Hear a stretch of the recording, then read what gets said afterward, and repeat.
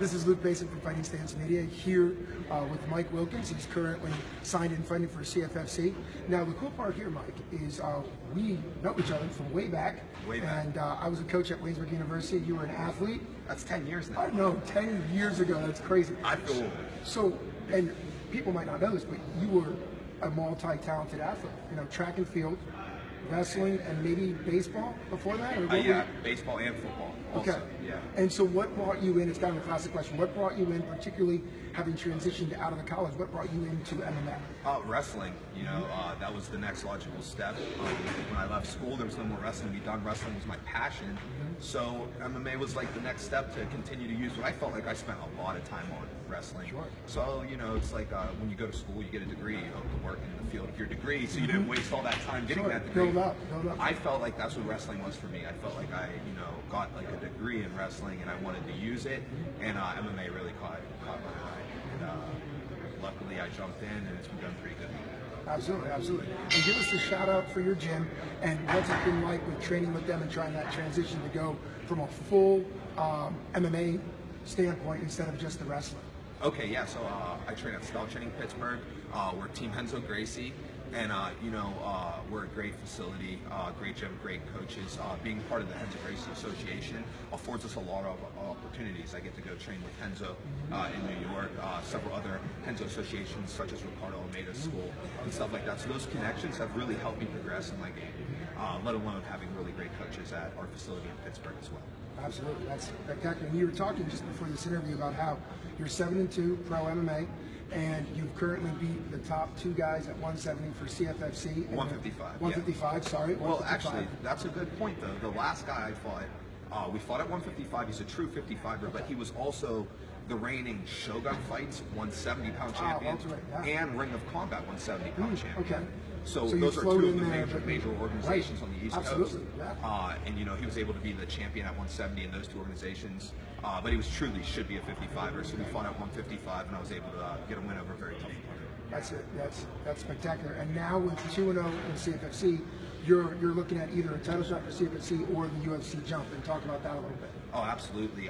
So I was told that I am next in line to fight for the title in the CFFC at the lightweight division. Currently, there is no champion in the lightweight division because CFFC has a great track record of getting their champions signed to the UFC. I have been receiving some calls from the UFC about possibly taking short notice fights, which I've accepted all of them. I just haven't been accepted on the other end, you know, which is completely understandable.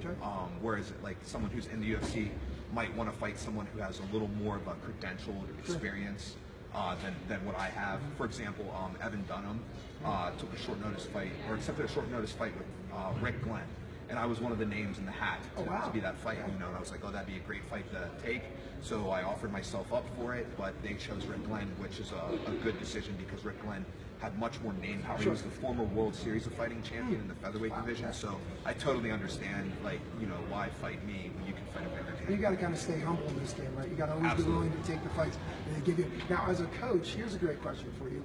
What's the number one thing you look for in somebody who's coming into the game who wants to learn from you? What's something that you want them to have as a skill, even if it's not a physical skill, but some of those intangibles? Without a doubt, consistency. You know, I have a lot of people who come in to train with me, to train with the coaching staff I train under, and they might have remarkable talent, some natural gifts, but they seem to phase themselves out. Like when the going gets tough, you know, they find excuses to miss practice. Like, oh, my job got hard, I had to start working overtime, or I had this difficulty. It's those who stick around, those are the ones who succeed. You know, it's not always the ones with the best talent, it's the ones with the best work ethic.